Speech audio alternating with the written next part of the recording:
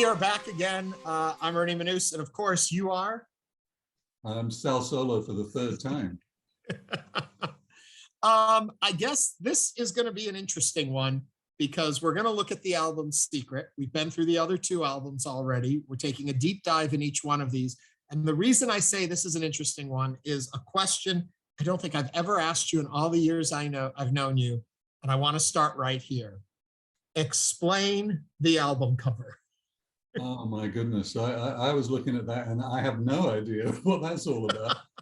That was an artist. He'd done a Bowie cover, and that was really his credential. So I guess people in the band and around us were very excited. It's like, okay, if he's good enough for Bowie, he's going to be fantastic doing this.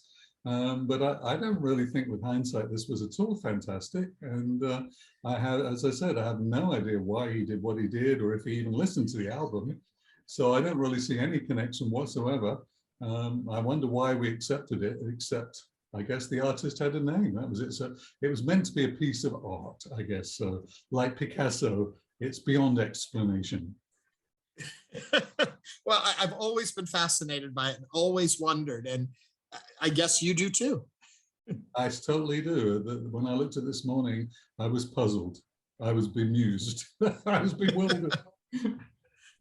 Well, and also then how about the title? What's the secret? The secret is that I don't remember. I have no idea why we called it Secret. So I'm not very helpful today, am I? We'll get you there, don't worry. Let's take a little step back. So Liberté has come out. You've had a hit, another hit, I should say. You've been touring a lot. Who is the band at this point as you prepare to go in to record the third album? Well, and I don't mean by names of people, but I mean the idea of the band. Who have you become over these last number of years as success has followed you and things? Well, I think we were pretty well established by this point because, as you say, we've had some success. So even in our homeland, we were well known by now. And around the world, I know that's going to be the title of the first song, but we were touring everywhere. And so we were kind of like a happening band of that moment, I think. And so we had a status that we had achieved and hopefully that we were going to build on or improve upon.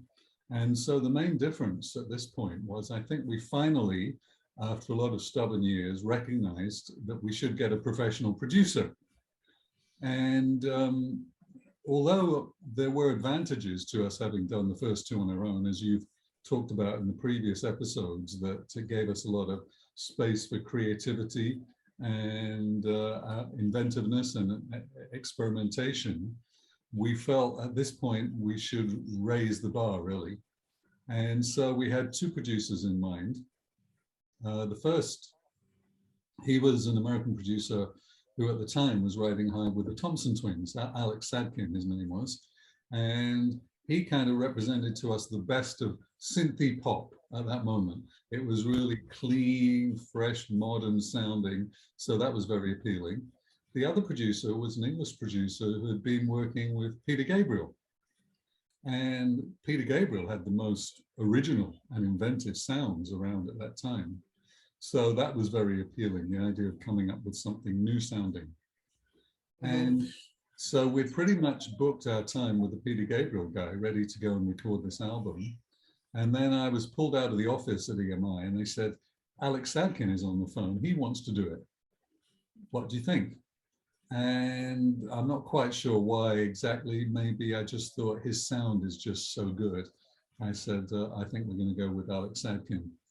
And later, he became a really even bigger producer. He went on to produce I Want to Know What Love Is, and he produced the biggest hits by Duran Duran. But before that, he'd been a studio engineer for Island Records in the Bahamas. So he really knew his stuff. He knew frequencies. We would go in and he would say, oh, there's a bit of like, 20K missing there. And he would force the engineer to go and realign all the tape heads, because this was before digital recording. So all recording was done at that time on 2-inch tape. And the 2-inch tape usually had 24 tracks or bands. So they were little, so they were each a 1/12 of an inch wide. Now he got the idea that if he got 2 machines and each one did 16 tracks, then we would have 50% more bandwidth. And so, and plus we'd have 32 tracks. And so that was how we did this album. So he was really going for state-of-the-art sound at that time. And I think when we listen back to it, although it sounds kind of tinny by today's standards, I'm not quite sure why music in past eras didn't really explore the bass end so much. Maybe sound systems were not as good or something. But for that time, it was really state-of-the-art sound, and we'd never had that before. I had read somewhere once that either just the European or just the UK ear tends to like a sharper sound, where the American ear wants a bassier sound. So in the late 80s and 90s, they would mix the albums differently for the different continents, so that the English would have a more high-pitchy, sharper sound, and the US would have a more bassy sound. Yeah, I think there might be something in that, because American music typically does sound more mellow. And I wonder, without getting too sociological, if it's something to do with the fact that in the UK, it's a much, much smaller country. Of course, it can fit 10 times into Michigan or something. And I don't know if we talked about this before, but most people in England, they live in cities. They don't live in the country. And in America, of course, most people are way, way far from cities. And so with the cities, you've got all the radio stations, you've got all the dance clubs and everything. And so it's a much more aggressive, in your face kind of culture, I think, in the UK than we have here in the States. I don't think we've talked about that. That's interesting to me. I want to take you a little bit further back, though, before we get into the studio with the album. And one thing I'm curious about, you guys have been touring now, and you're seeing huge success, and you're seeing big crowds. When this all started, you were some lads out there playing music, enjoying it. As the success grew, was your worldview changing? And was that impacting what you were writing?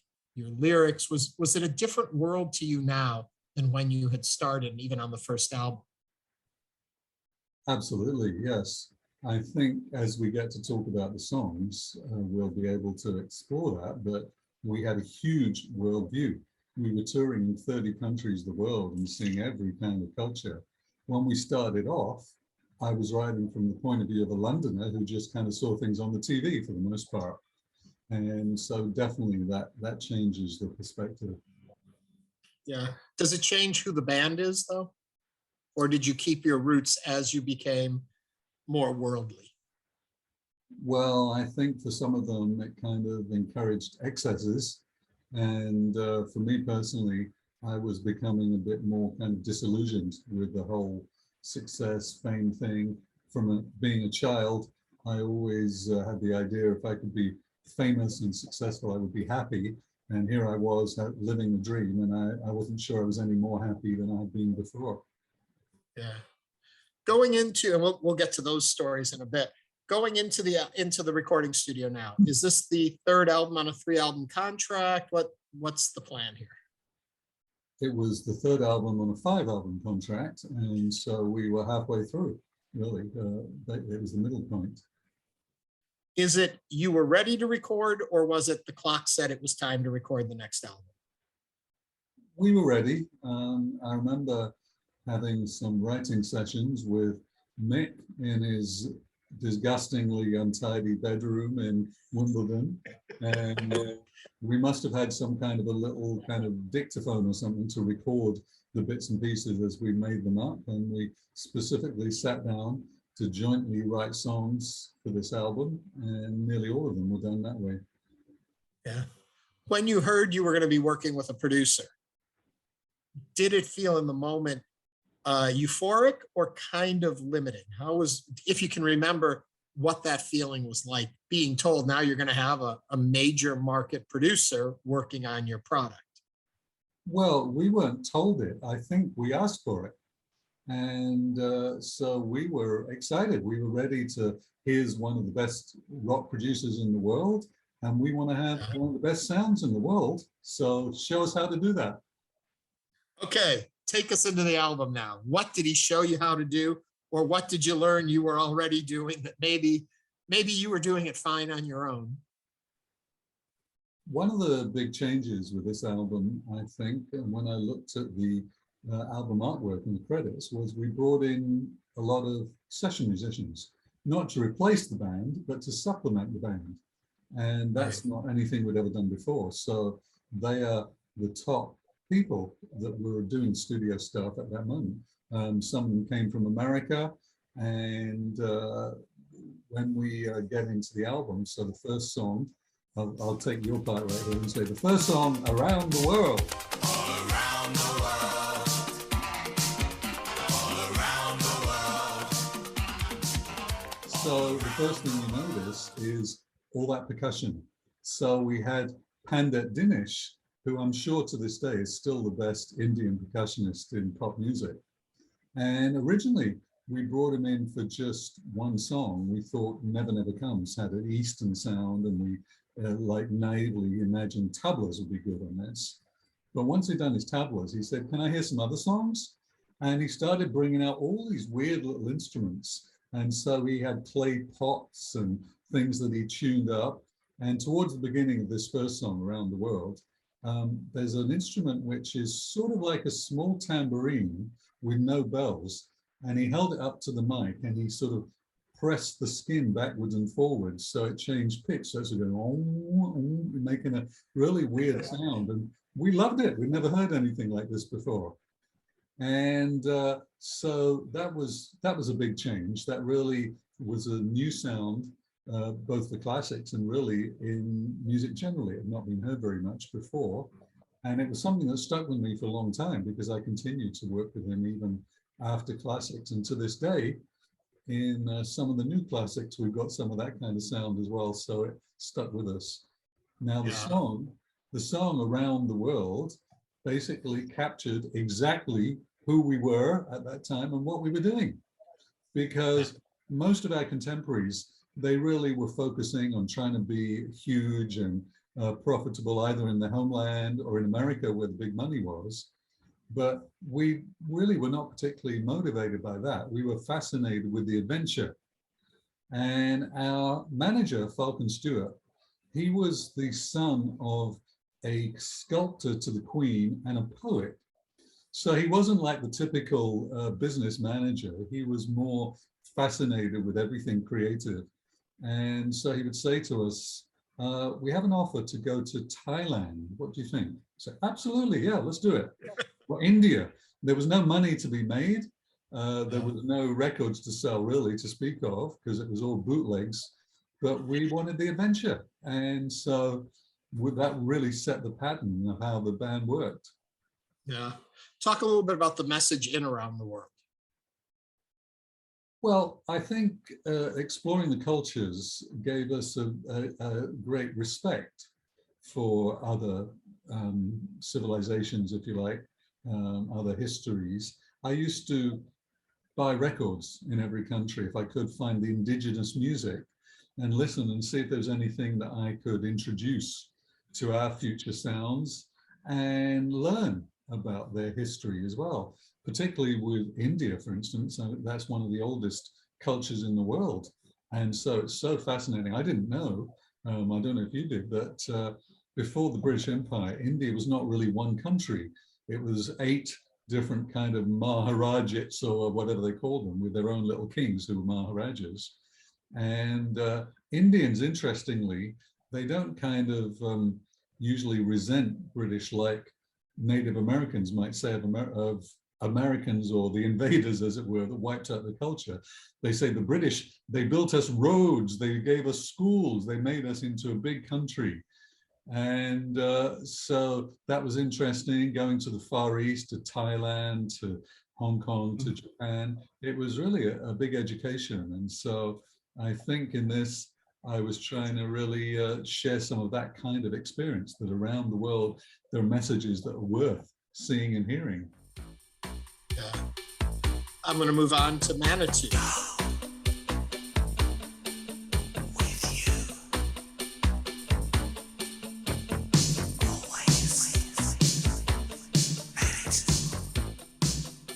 Who is this Manitou and where have you seen him?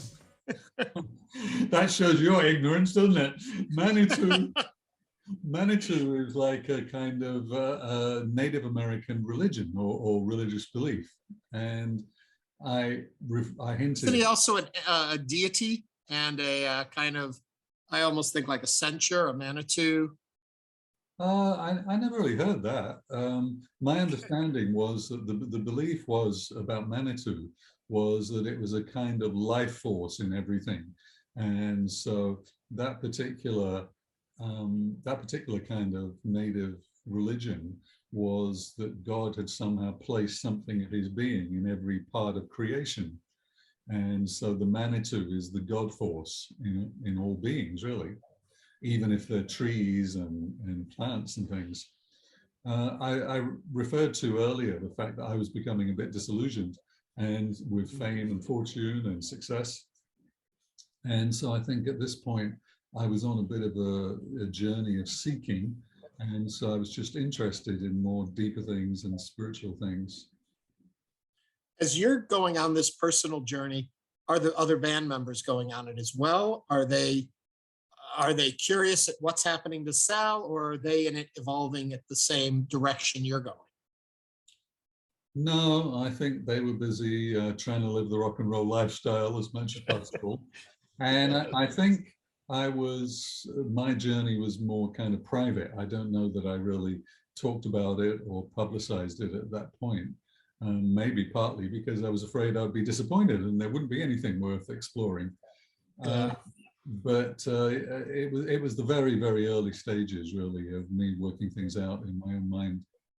So then when you want to write a song like Manitou, is the band on board with the messaging in it, or isn't that how you're looking at these pieces? Well, I think that the band members really looked on the lyrical content as my domain. And so they didn't really interfere usually. BP recently told me he hardly ever listens to lyrics in songs, and it's music that gets him. And so I didn't have to kind of vet it with them or anything like that. They didn't really ask me about it. They were just happy that the songs had words, and they went and got on and did their part. There's my favorite quote. They were just happy the songs had words. Speaking of that, let me go back to the beginning of the album. And you didn't open with an instrumental this time. And it's also interesting that there is no set instrumental, but I think throughout the course of the album, there is more instrumental music on this one than any of the previous albums. Is this a conscious decision, or is it just the way it played out? I kind of wonder whether it was just that we were so much more busy by this point, because in the old albums, the instrumentals really were mostly kind of doodles. You know, I talked to you before about playing on the Casio calculator and things like that. And so now we were a serious major touring band around the world. And so the doodles didn't really happen. But I think in a way, we were more work orientated. Here we were with this world-class producer, and every moment had to count because studio time was still very, very expensive back then. And so I think we kind of didn't waste any time. But as we were exploring the instrumental side, particularly with the session musicians, sometimes we would hear stuff that we really, really liked and think, well, that's worth hearing more of that. And so that's how we came to have some lengthy instrumental passages, oftentimes as the intro of a song, rather than just instrumental tracks. And I was going to bring this up later, but since we're talking about it right now and we're at Manitou, I'm getting the feeling on this album, and correct me if I'm wrong, but that your vocals are feeling more like an instrument to me in this album than in the previous ones where you were the vocalist. I feel like you're presenting your vocals differently, a piece of the musical landscape, possibly. Does that make sense what I'm saying? And do you follow where I'm going? Well, it's an interesting observation. Alex Sadkin, he was an American producer, as I said, living in England at the time, and he had an English girlfriend. And at some point during the album, she told me that when he first heard of the possibility of producing Classix Nouveaux, she said to him, "Oh, that guy has a horrible voice, you won't like it." And then when he got to hear them, he did like it. And she said, "Oh, it wasn't a horrible voice." So clearly there was some difference in the way I was sounding on this particular material than on those previous albums. There wasn't all the gratuitous screaming and so on that was there before. And I guess the growling was kind of tamed down somewhat. Yeah, I don't think though and I think that's a funny story, but I think that there's a point where, from how I listen to it, and please excuse me because I'm not technical on any of this, but it feels like your voice is another track, that's another instrument they're working with. And there's a smoothness, almost a velvety butterness to it, especially in a couple of the later songs, where it plays in with the instruments. And I hear it more as a piece of the musical landscape than, as you were saying, they were just happy there were words. That kind of an approach, which seems a little different for me, but I think it's wonderful how it plays. Well, with hindsight and history, and considering the way I've ended up singing now, many years later, I think that may be a good observation, that I was at the early stages of moving to a different way of singing and being part of music. The fact that we had all these lengthy instrumental parts in this particular album, and I wasn't feeling displaced or unhappy or competitive about that, suggests that maybe you're right. You know, whatever worked, whatever made the song, whatever made the sound the best was fine with me and everybody else. Hard from the Start comes next. Hard from the start, far apart, separated or faded. Hard from the start, far apart, for how long have we waited? We have that familiar almost, I keep using the word staccato, but it has its like hard breaks. It's consonant, it's hard consonant. Hard from the start, da da da. And I think that's such an amazing hook for the ear to hear, that pacing, that beat to it in the voice. Thoughts on that song? Well, there's a lot of things to say about this song. Let's start with the title, because Heart from the Start was intended to be a kind of placeholder. Oftentimes when I would have a new song, before I got around to really writing the lyrics, I would just put in something that kind of fit or just sounded like the right kind of sounds, and then try and find something better. So when I had the demo of this, some friends of mine told me to go and play it to a particular DJ on national radio in England and get his thoughts before we went in to record. So we came to this and I said, Heart from the Start.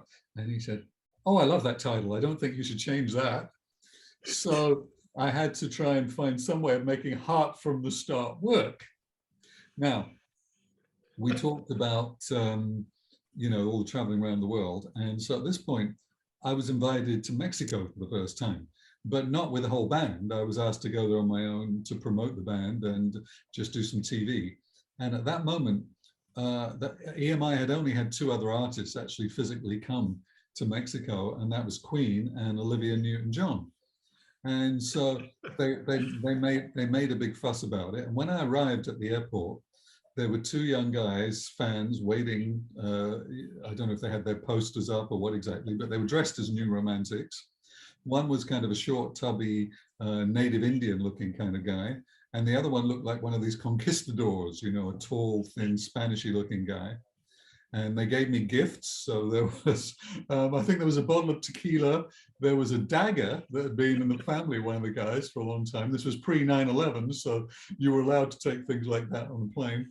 And, oh, and a sombrero, of course. Anyway, the taller guy, he at some point gave me some poems that he'd written in English. And I really liked them. They were very kind of dreamy, and they sounded sort of classical. So eventually, when I got to writing this album, I decided to use some of his poetry. And so this is one of those songs that I really like the words to it, because it's not all that clear exactly what it means, but they kind of evoke your own interpretations. So I think what I ended up with was Heart from the Start, there was something separated, ill-fated, something like that. I ended up with the idea of a long distance relationship. Let's imagine that one person is in England, one person is in Mexico, perhaps, or somewhere else far away. And so their relationship, friendship, love affair, whatever it is ill-fated because they're never going to meet again, but there's some kind of a connection. And so in one way, it's a sort of romantic song, but it's not really a love song. The other thing to say about this is this was #1 in Poland. And we first went to Poland around, I'm not sure if it was before we did this album or around the time we were doing this album. And Poland was still under the control of the communists at that time. And so the young people were getting restless, and the communist government decided the way to keep them quiet was to give them some Western music. So when we arrived in Poland the first time, we assumed, as every other country we went, we would arrive unknown and then we would win an audience. And when we arrived at the airport, there was all hundreds of kids screaming. And we thought there must be somebody famous on the plane. We're looking around and it was us. Because being communist meant if they decided to bring the band, they had one national radio station, one national TV station, one magazine, and we were plastered all over. So everybody in Poland of a certain age already knew who the band was, our songs, everything about us. And so it was like Beatlemania from the word go. So we were doing this tour and playing in a venue that was, it was a bit like the Royal Albert Hall in London. It was a huge kind of very stately venue. It actually had bullet holes on the outside from World War II. And on a Saturday, they had their charts show. I guess it was kind of like Casey Kasem or something here in the States, but with Marek Niezwisky, some name like that. And so what they did was when we came to this point in our show, they put the radio station through the PA system.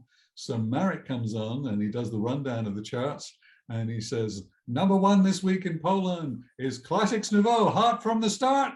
And then we play the song live. And so it's a great moment. And so I'll certainly always remember that. Yeah, you mentioned in there about a song that could be ambiguous, and so the audience doesn't quite necessarily maybe know all the nuance. When you're writing, do you have to have the story, or can it be ambiguous to you as a writer too, or do you have to find a tale to tell? I think I usually have a sort of idea of what I want the song to be about, but sometimes I will come up with a line which just sounds great and see if that can work in there. And I think if it leaves people guessing, then that's kind of good, because songs shouldn't be too obvious. I always like lyrics which are poetic and people can make of them what they will, really. But the other part about Heart from the Start, I mean, it's interesting. I wouldn't really have expected to spend so much time on just this one song, but musically, it's very interesting because that really does feature a lot of sounds that were very new at the time. And so where you call things choppy, it begins with this rhythm, which is a rhythm box in a vocoder, like I told you before I used for Is It a Dream? And then it's got these other, like I guess this big orchestral crash noise that became popular in the 80s, but at the time was sort of new. And if we listen back through it, there's a lot of sounds in there that were really quite fresh. If you just take the first 3 songs, they all feel very different though, in style, in a sense. Is this telling us that the band is kind of rediscovering themselves, or are you, because you have now a producer in there and you've been successful, are they looking at crafting hits? What's happening here? I think that it was because the band had become so cosmopolitan. This was our experience. If one day you're playing in India and the next day you're playing in Tokyo, it's very, very different, Yeah. And so we were absorbing all of those kinds of influences, and we weren't really limited to, okay, this is a band from London and this is what bands in England play for the English radio stations. And so we were just enjoying exploring the tapestry, really. Not to lose the thread from the beginning of this song and the story you were telling, what does it feel like to have the #1 song in Poland and perform it live on their state radio? I think that was pretty amazing, actually. We'd had, we'd had #1s in other countries, and we'd certainly played stadiums around the place. But there was always something about Poland and the Polish, maybe because they were being oppressed by the communists at that time. And so a rock concert was one of the only places they could be totally free and just scream and express themselves however they wanted. And even though there might have been a row of soldiers at the front of the stage, nevertheless, they were free to respond just like anybody in any country in the world. Did you find any sort of issue when it came to language barriers? When you're traveling the world and performing globally now, are you concerned with them understanding the lyric, or are you just seeing the power of music at play? I think we have to thank the Beatles, that because of the Beatles, the whole world enjoys English music, English pop music and rock music. And so we really never thought about that. I mean, I did occasionally in a certain country maybe learn the title of a song in their language. Like, for instance, Guilty in Spain was called Culpable. So it was kind of fun to say that. We might have occasionally, although I didn't usually talk to the audience, I preferred to maintain this kind of, slightly alien presence. But I think maybe when Mick was talking to the audience, he might sometimes use a few local words if he learned them. Moving on, The Fire Inside. The fire inside will go out slowly. The fire inside never dies away. The fire inside will go out slowly. The fire inside never dies away. Tell me about it. Again, musically, it's got some really interesting sounds to it. So it was kind of fun to play. In a way, it's a bit like a sort of rock song that's done more with synths than guitars. So that was a new kind of form of exploration. And The Fire Inside, it's really just, it's kind of I guess it's intended to be an uplifting kind of song of encouragement. No matter what happens to you, no matter what's going on around, the fire inside won't go out so easy. Keep alive the flame of your hopes and your dreams and what you want to do and what you want to be. And so it's just a kind of positive song, really. It's interesting because I've seen reviews of this album that refer to it as kind of like a pop album, more pop than the other two, and that it's got hits throughout it, built to be a hit generator. But I think what's interesting is that your messages that have always been there in the music continue through in the different style.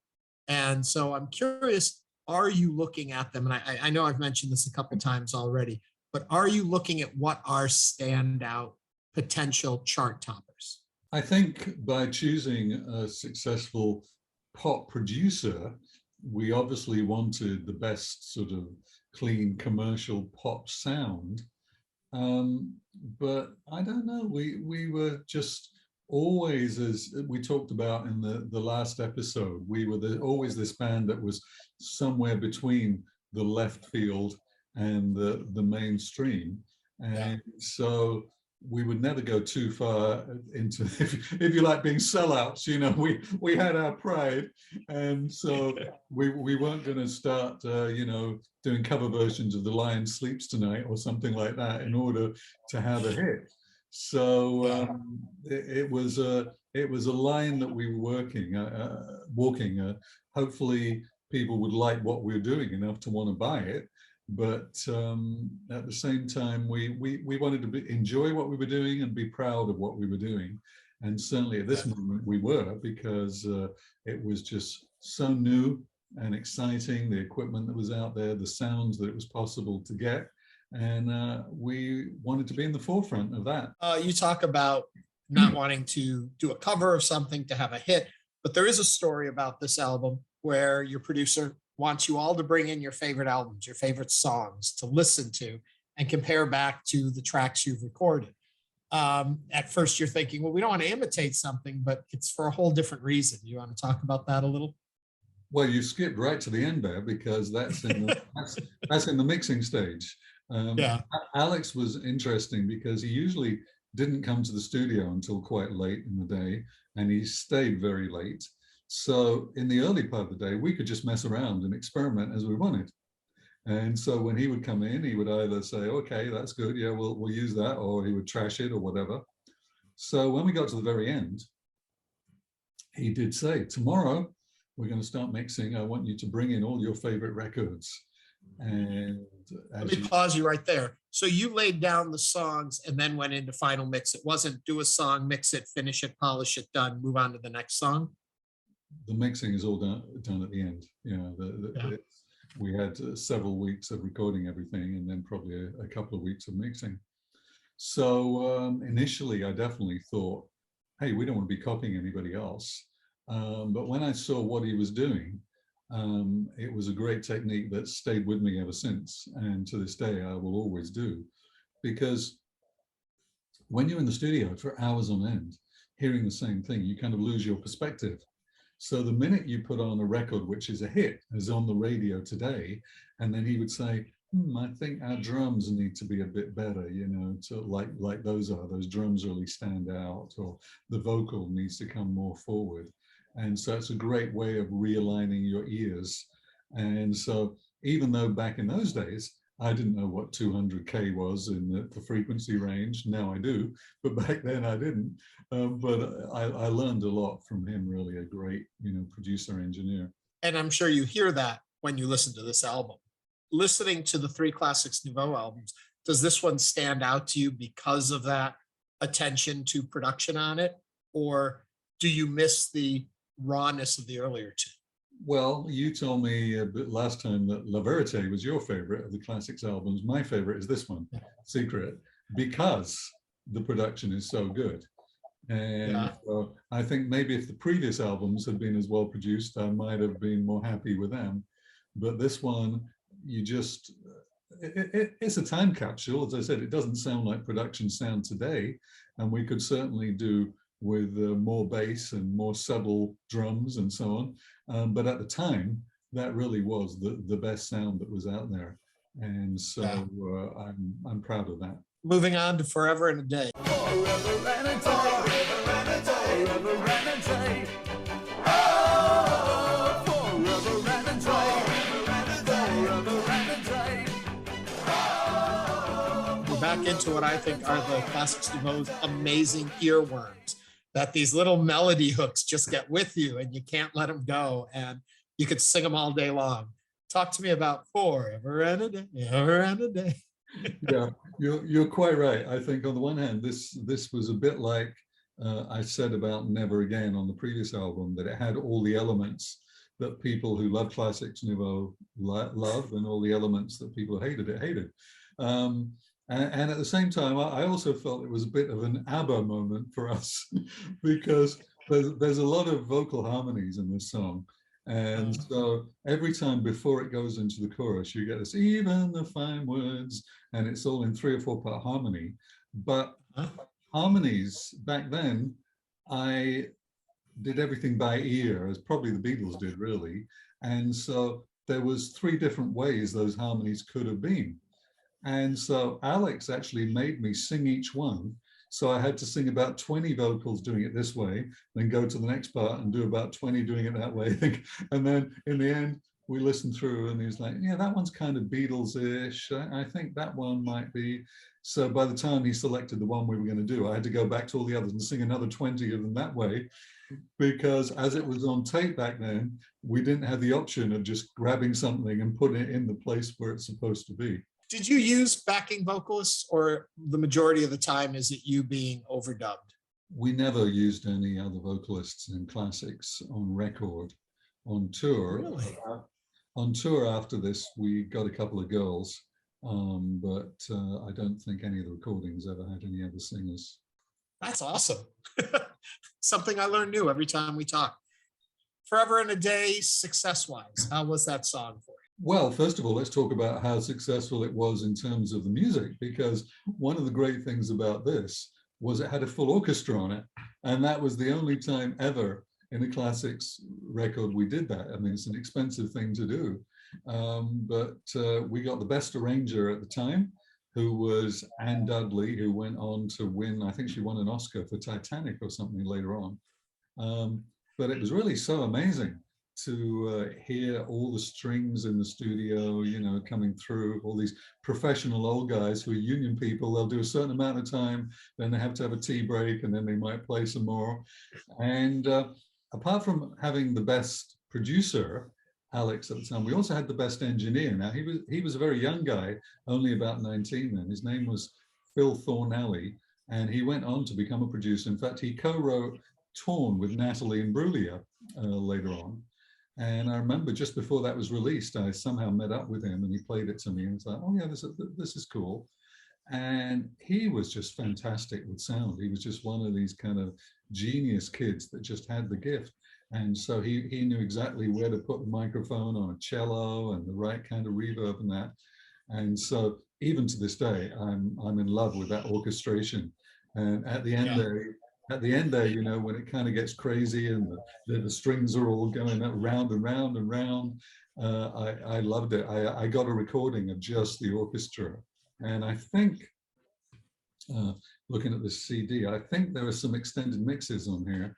And so I know there was a long mix of Forever and a Day, which had a lengthy section with just the orchestra. And there was also this weird whip sound, you know, Forever and a Day. And I don't really know why that was there, but anyway, that came from the American keyboard session guy, and he really was an expert with the synths of the day, and so he came up with a lot of textures we would have not had. And we also, I mentioned other sessions. I forgot actually when we were talking about Manitou, that Tom Bailey from the Thompson Twins played tambourine on that. He just happened to stop by the studio that day, and we were working on Manitou. Oh, okay, why don't you go do a tambourine on this? That's what I want to go back though to Forever and a Day. And I asked about the success of it, and I was going to lead into the orchestra because so much attention was paid to that song. Was it because it was ripe for it? What made you say, we want to put the full orchestra here in this? Because I think there's a lot of places where Classix could have played with that. And I really like the finished sound on this one too. Well, it's a very dramatic kind of song, you know. I mentioned the ABBA thing. I was thinking more of the harmony part because there's so many vocal harmonies on that. But in a funny kind of way, you know, the biggest ABBA songs have a kind of international flavor to them, like Fernando or something. There's an element of a traditional folk song in there, and I think we felt that with this. There's just so many different elements to it, and so that was why we're inclined to just throw in the kitchen sink and everything in a nice way.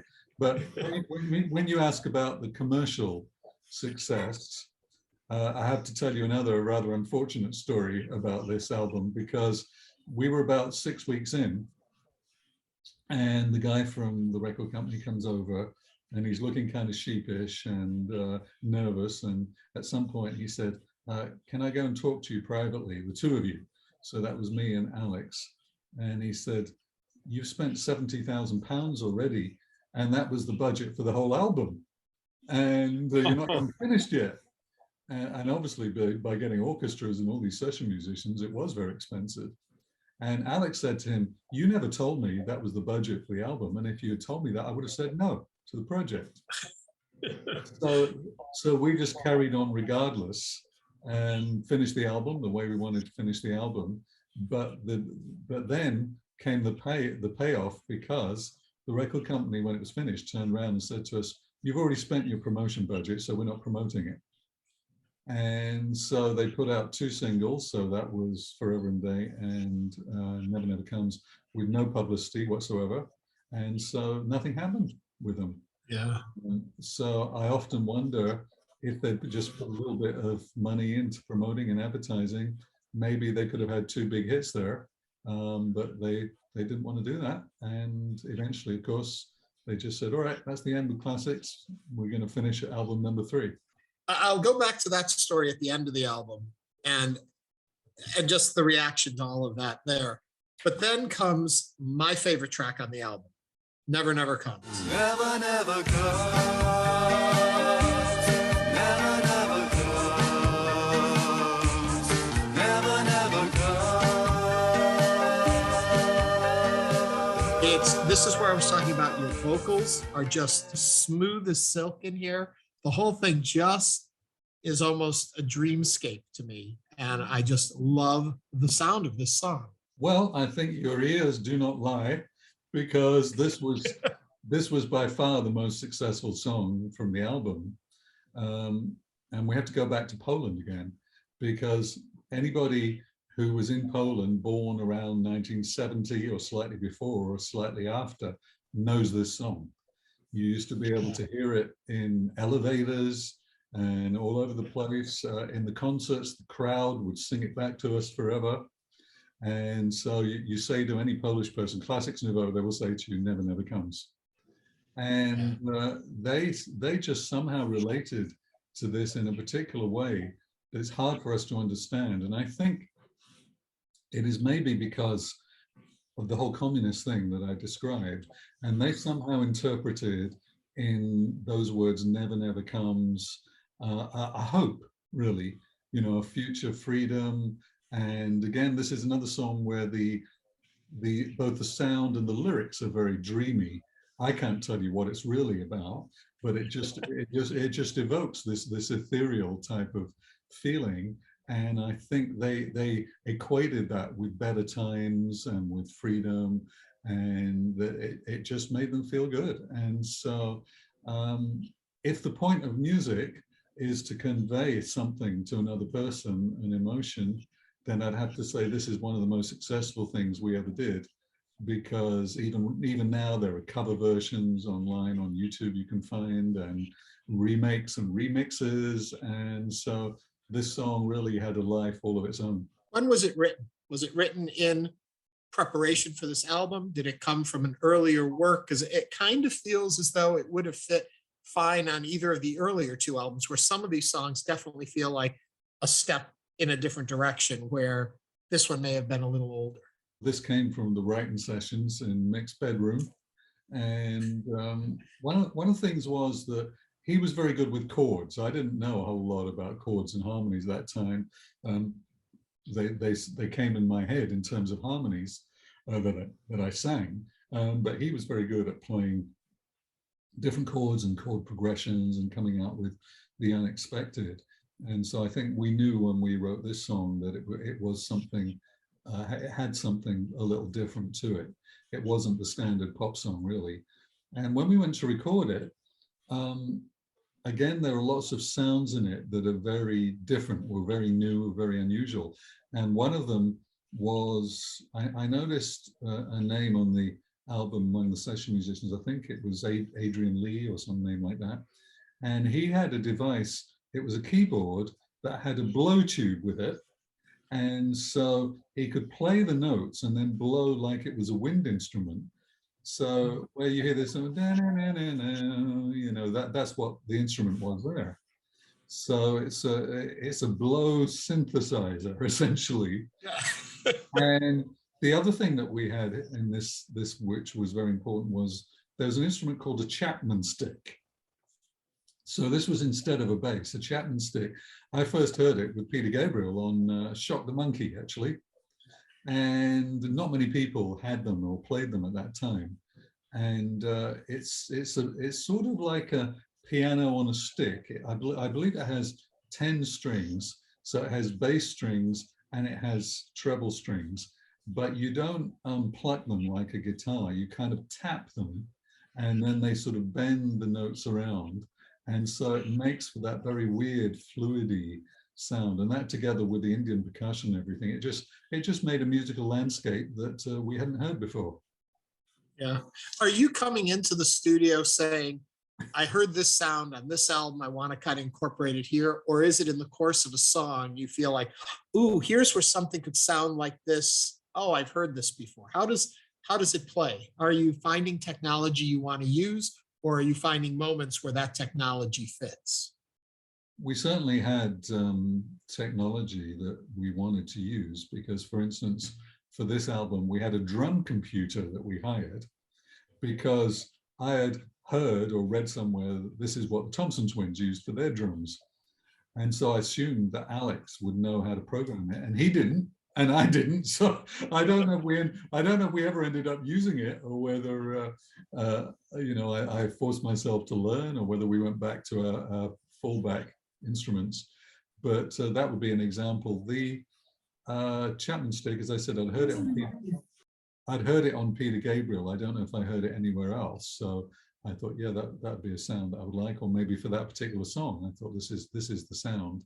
But more than anything else, we were interested in trying to find new sounds that nobody had heard before. In talking about that, and I mentioned with Never Never Comes how it kind of harkened for me back to the earlier albums a little bit. But thinking about it a little more, the difference is, and I'm curious if this was planned, organized that way, there is a brightness to this whole album, where the others seem to have a darkness in tone, maybe not in message, but in the whole scape of the sound. This album has a brightness to it. Does that make any sense, what I'm trying to describe to you? Yes, it does, because we've talked before about Night People, who the Night People were, the New Romantics, all of that.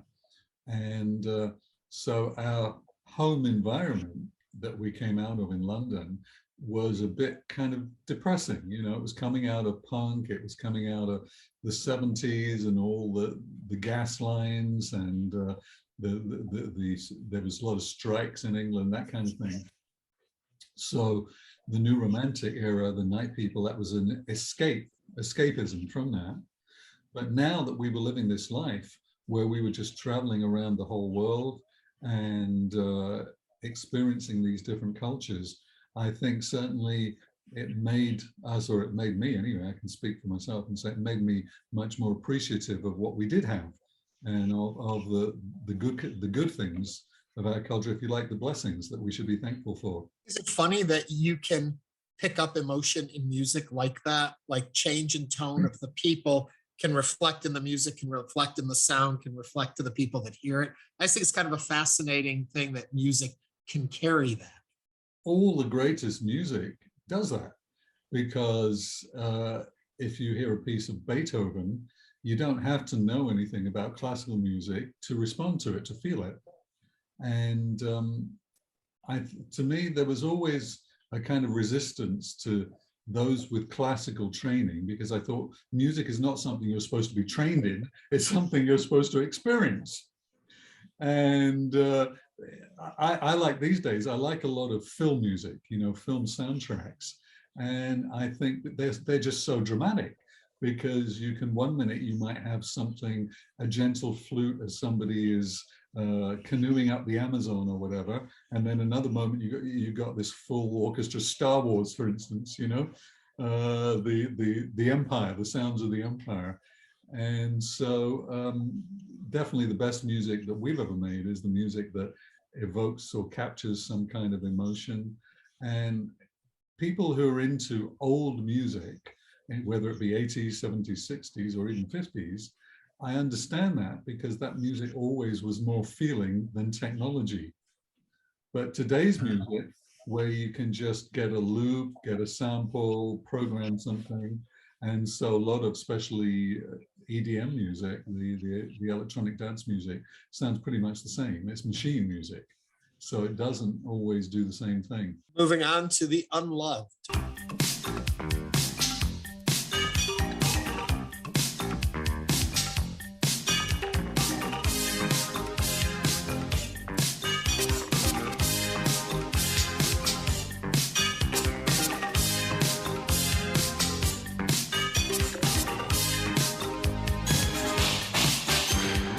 Who's unloved here?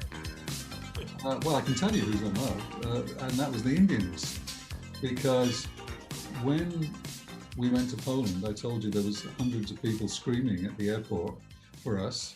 When we arrived in India, there were hundreds of people, but they were beggars. And so when you arrive at the airport in Bombay, there's all these hands pressed to the window looking for money. And if you give them some money, they don't go away. Next thing you get 10 more people. looking for money. And the first night or two, I remember walking down the street from our hotel and seeing loads and loads of people sleeping on the sidewalk, sleeping on benches, everywhere. Just the deprivation. We went and visited at some point the red light district, and it was kind of like all dirty water in the middle of the road, which wasn't really a road anyway, it was just dirt. And there would be sort of, I don't know how to describe them, they're not even like rooms, they're just a curtain hanging somewhere and girls behind. And so it was really shocking. There's a line in this particular song, which probably is the best line I've ever written in a song, which says, "Poverty for you and me is a black and white TV." And that really stuck with me. Nobody has black and white TVs today, at least not in the Western world. But back then, if a family in England or probably in America had a black and white TV, you said, wow, they're really poor, you know. But we had all of our luxuries. And here there's millions of people that literally are on the street. And so it was a big, big eye-opener for me. You know, it gave me a totally new perspective. I thought, well, in my home country, people are going on strike for more wages. And here people don't even have wages. Or those who work, they might work for $1 a day, let's say.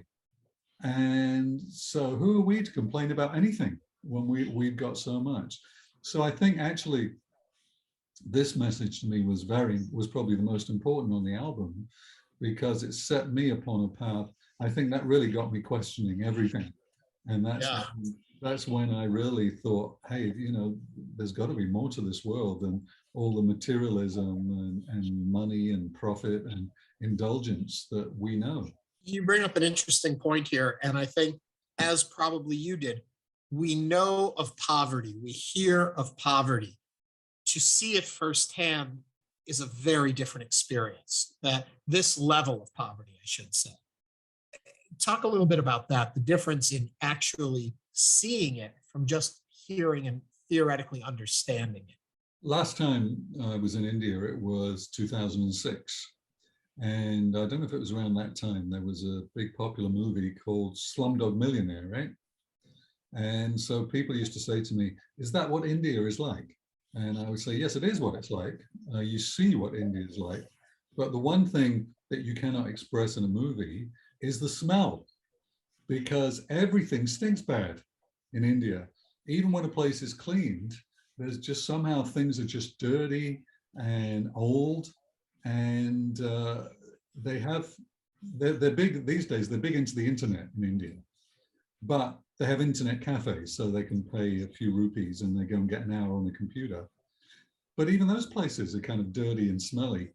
And the scale of it, that's the thing, is because the number of people that are in India, see, if you go in a McDonald's, I found a McDonald's in Bombay, they don't sell beef because they don't kill cows, they sell chicken, I think. But you imagine any McDonald's here in America and multiply the number of people by 6, and then that is India. You can't sit down because everything is always crowded. And the majority of people, of course, wouldn't even be able to go to McDonald's because they can't afford it. They don't have the money. And so it is just unbelievable. At the same time, though, you get the other extreme, because I walked into another hotel up the road, and in the lobby, they had diamonds on display. The reason for this discrepancy is, in the Hindu religion, they believe in reincarnation. They believe that you come back according to how you lived your life. So therefore, if you lived your life well, you're going to come back as a higher being. And if you lived your life badly, you're going to come back as a lower being. So if somebody is a beggar, they say that's their fault. They must have lived a bad life previously. So they have no impetus to help them. And you take, for instance, when Mother Teresa installed herself in Kolkata, originally she had a lot of opposition because she was really challenging the culture and the religion by trying to help the downtrodden, the untouchables. When you perform a song like this, when you go out now, you're touring and you sing The Unloved, do all these stories and emotions come back to you, or is it divorced of the original story after a while and it just becomes the song you're singing? I would like to say that when I'm singing a song, I'm always thinking about what I'm saying. So in my mind, probably I could picture the streets of Bombay with all these people begging and everything, and be trying to convey that emotion, that feeling, that passion. But also we hope that the music itself conveys something of that. We talked a lot about introducing the other cultures.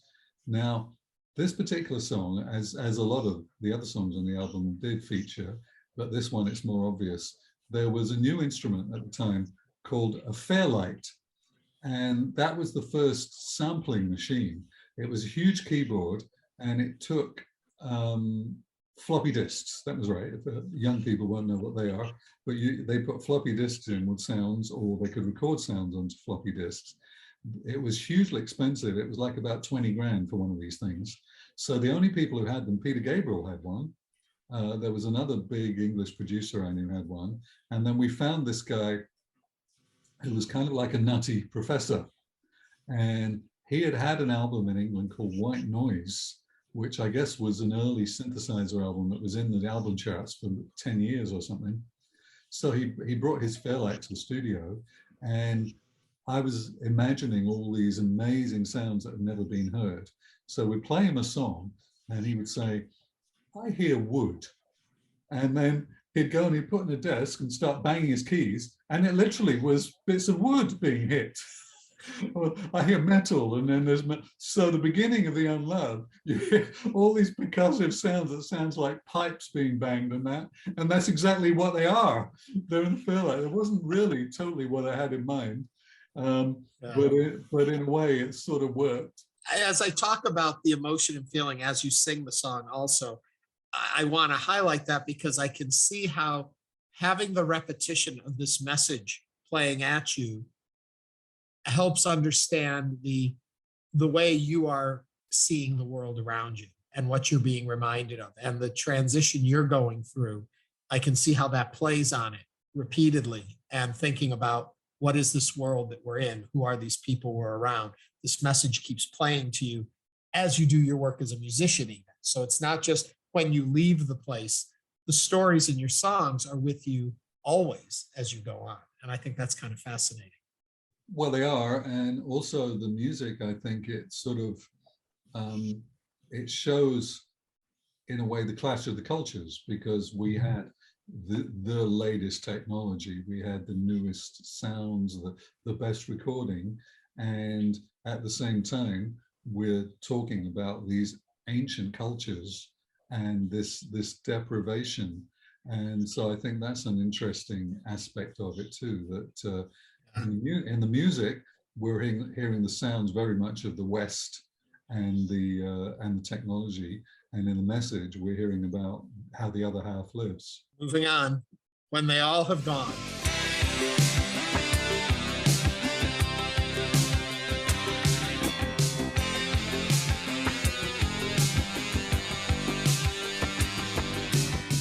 Okay, I'm sorry, but this one to me is a mess.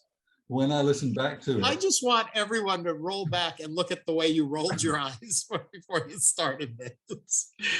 Okay.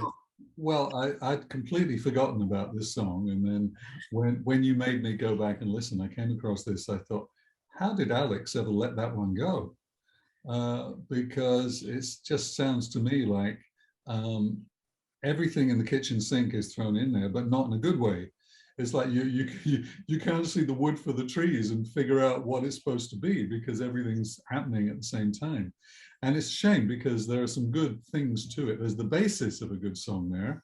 And there are some good moments, like, for instance, there's a melodic sax line played by Gary Barnacle, who was the top kind of sax playing session guy in London at the time. And I sort of like the melody, if you can find it there. But I just don't know why we did such a bad job of arranging this one. And again, why Alex didn't sort of step in and say, this is not really working. Because over the years, typically, when I work on a song, sometimes some things come easy, the arrangement comes easy, and you know right away that this sounds like it should sound. This is a hit, if you like. whereas others, it's like, I can't quite get what I'm hearing in my head. And sometimes you can labor for a long time. And then if you still don't get there, then you throw it away or you keep it for another time. So this one, I think we should have kept it for another time. But, Well, after you've recorded something like this, do you continue to workshop it? If you put it into the playlist, do you play it and try and figure out to make, or once it's recorded, if it doesn't work for you, you kind of let it go? well, back then, we still had vinyl records, so something that didn't work could have been a B-side. So I'm really not sure why we let this one go. We all seem to be deaf to it by this point. I guess after 2 months working on an album, you, like I said, you can lose your perspective. I think many years later, I think that this song would have been better if it was treated more like Heart from the Start or something, you know, a more percussive kind of sound, stripped back more to give room for the melody and the lyrics. But instead, it's just this kind of washy sound of a million things going on. It was our biggest downfall. Was that we had too many ideas. And that's why in the early albums, oftentimes everything in the kitchen sink is thrown in. On this album, generally speaking, it was not. It was much more selective. But on this particular song, I'm afraid the kitchen sink was still there. I think you're being a little hard on yourself there. And you re-listen to it, you still have the same kind of feeling, huh? Well, I don't think I thought that at the time. I probably thought. But you felt it now. But when I listen now, I was shocked. It was like, this is bad. We should not have let that go. And you know, couldn't we hear this? In truth, it can happen after a month or 2 months. I think I told you the last time that on a production, when we're working on it every day, we can totally lose our perspective. Right. And then a month or two later, if we listen to something we're removed from, then we don't hear all the problems, we don't hear the mistakes, we can be more objective. And so I think if I'd been able to listen to this at a later time, I would have said, this isn't really quite right. This isn't really working. Last song on the album, No Other Way.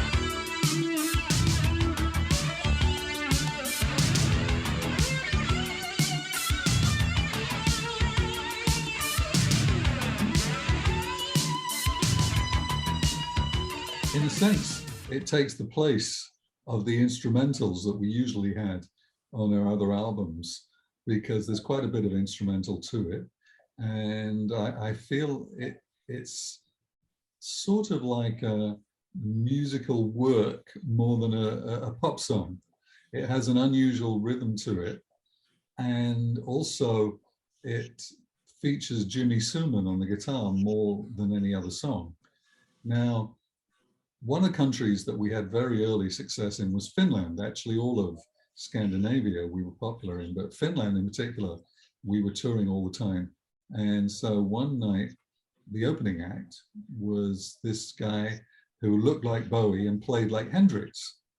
And we said, he's amazing. Like he could play guitar behind his head and with his teeth and all that stuff.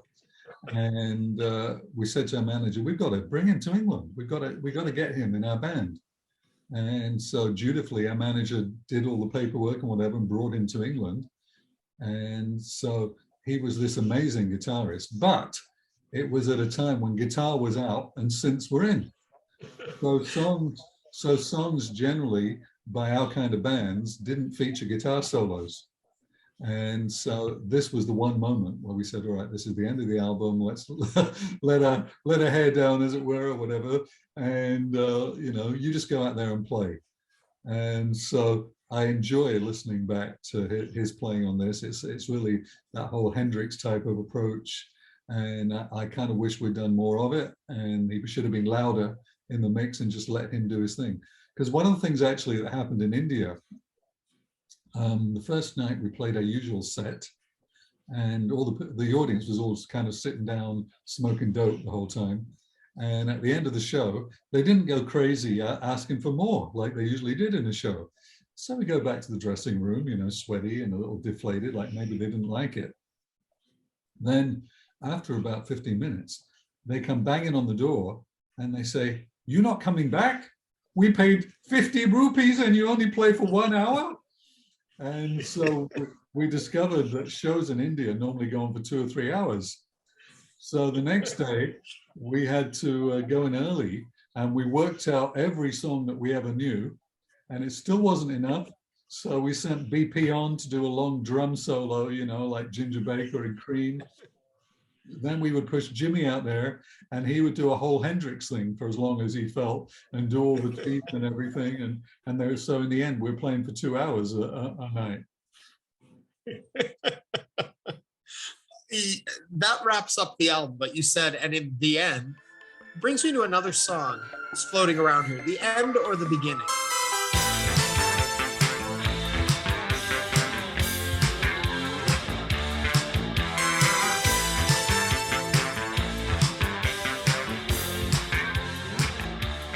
When is that recorded? Where does that fit into the landscape of the albums? Well, that was done between album 2 and album 3, just before we decided we needed a good producer.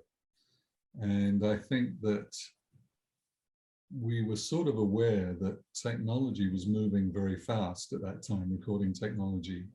And so we wanted to have the best sound, and we tried a different studio, a different setup for that particular song. So we did get a very clean, clear kind of sound, but somehow we felt it wasn't exactly what we were looking for. And so it's sort of the in-betweeny. So that's why it wasn't on the album, but it is on the CD. I don't know if they put it on the American album, but it was a different sound. It was a bit more like La Verite had been, and somewhere between what Secret would become. But the one thing about the song was it had a great video. And you asked me the time before about story videos, and this was 100% a story video.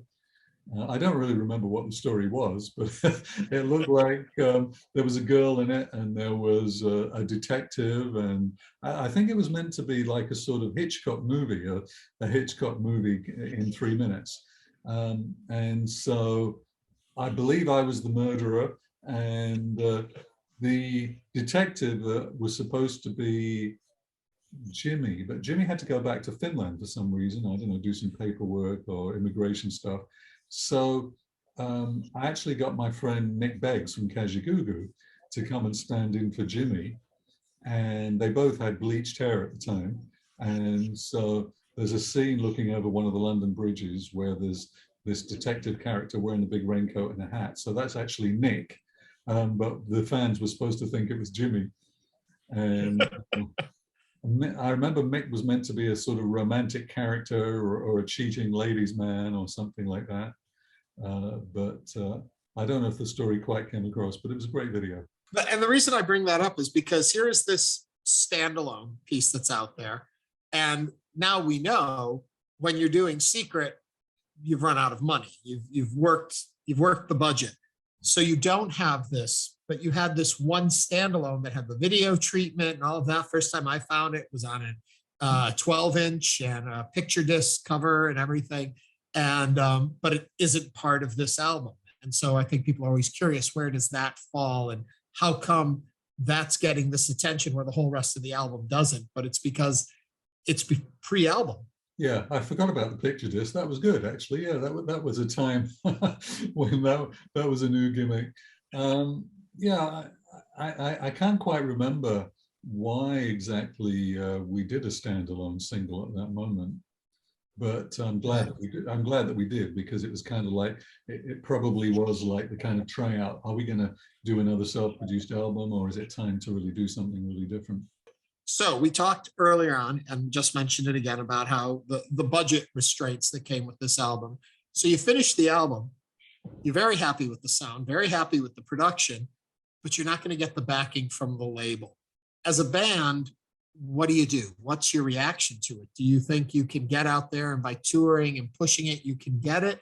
Or is it you feel like there's kind of a closing here of the chapter? Certainly when we finished the album, we were not thinking of anything closing. We were enjoying ourselves. We were having a good time, you know, touring all over the world. And we finally had the big audiences and everything. And so we were not really so focused, I believe, on what was happening with the records, the TV appearances, they were part of it.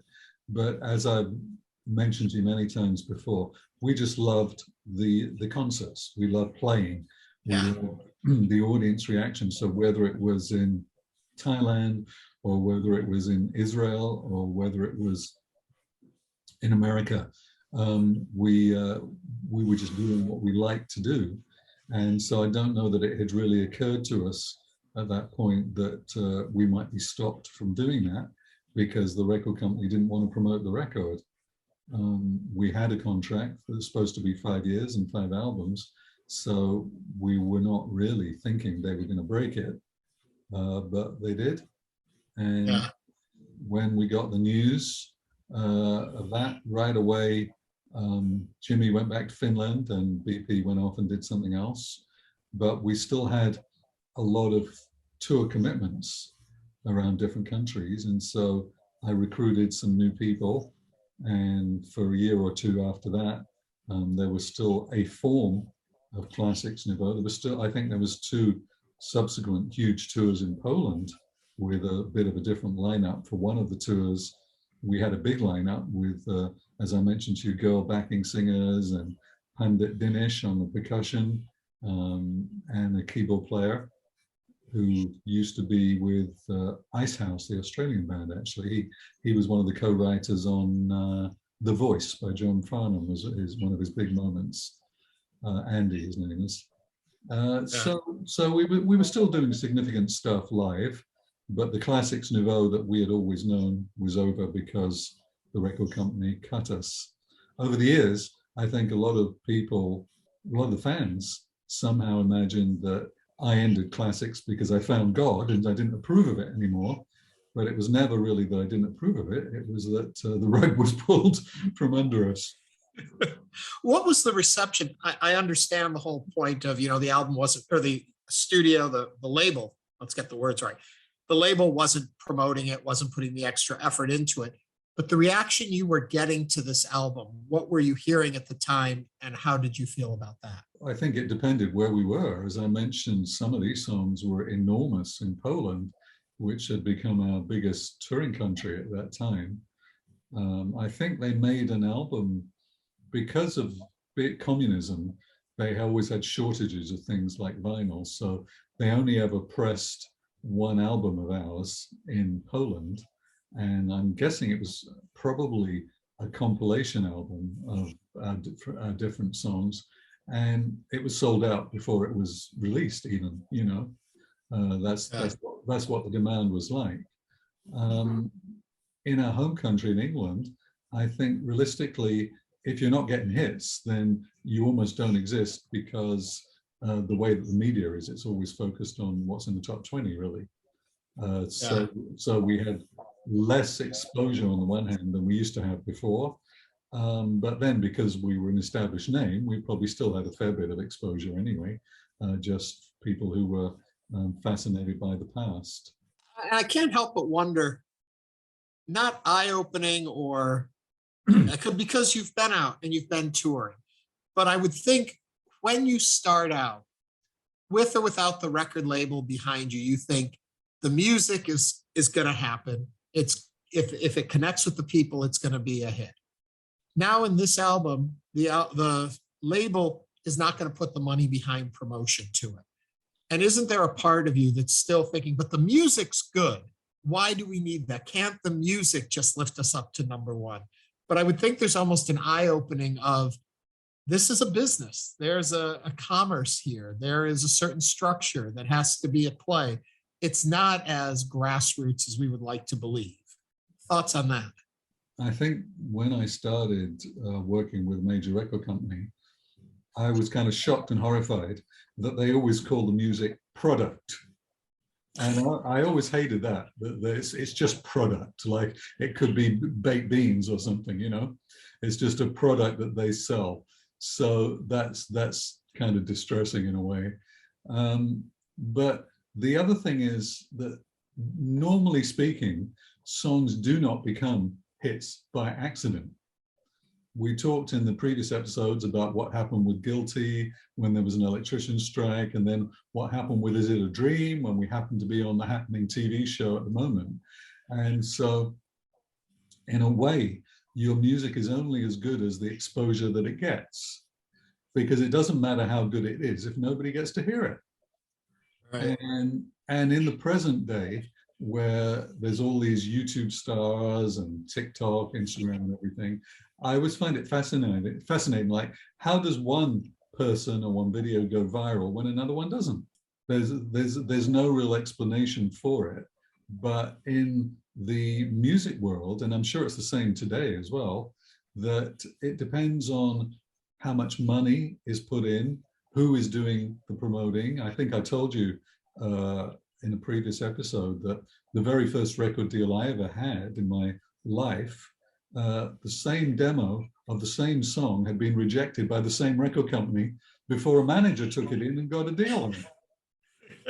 So it's very rarely about the quality of the music. If you can stick out long enough, maybe a band like Grateful Dead or something that could carry on for decades and decades, eventually you build up fans and fans and fans, and so you become significant. But most people are not able to do that.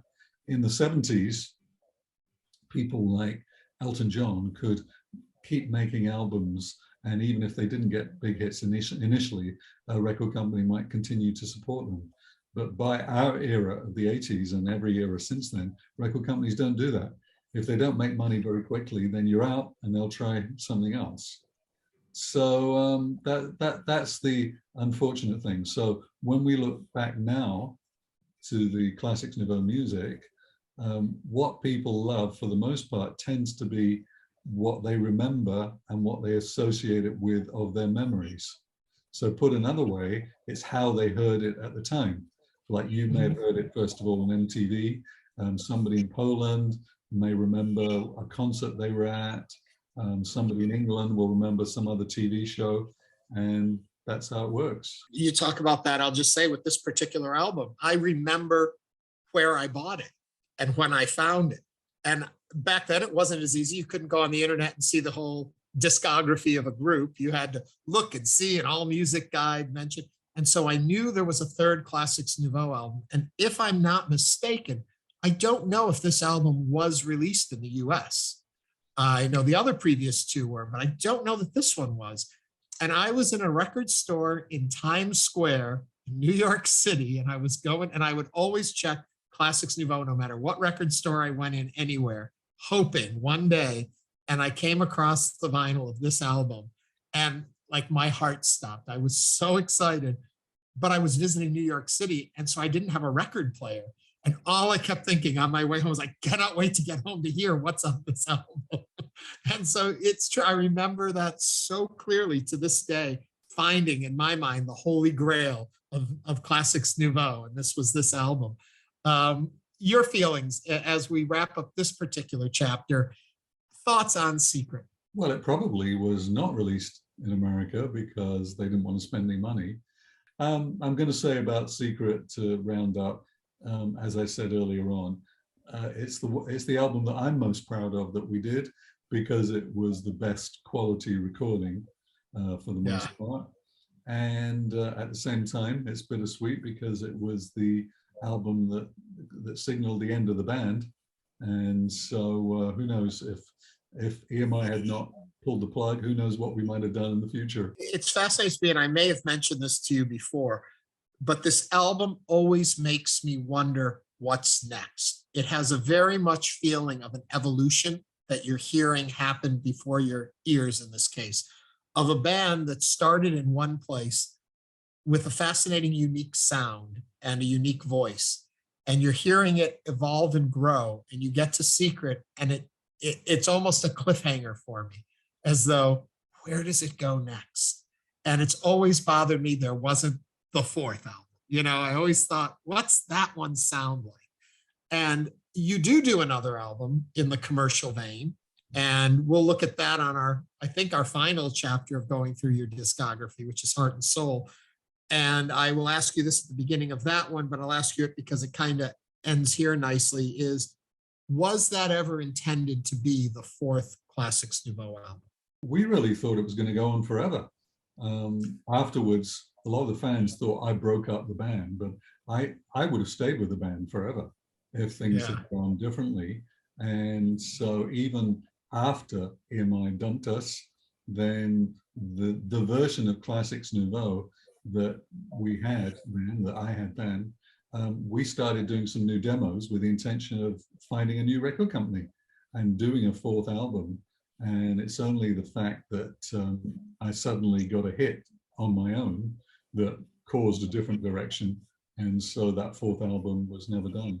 And that's a perfect cliffhanger here.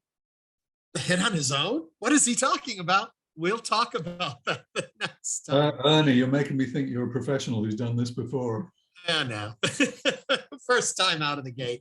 Sal, thank you so much. It's an album I've always been extremely curious about. And as I told you, it was always the holy grail of Classix Nouveaux collectors, at least here in the US. So thank you for taking us through it. Thank you so much. There's another trip down memory lane. Thanks, Sal.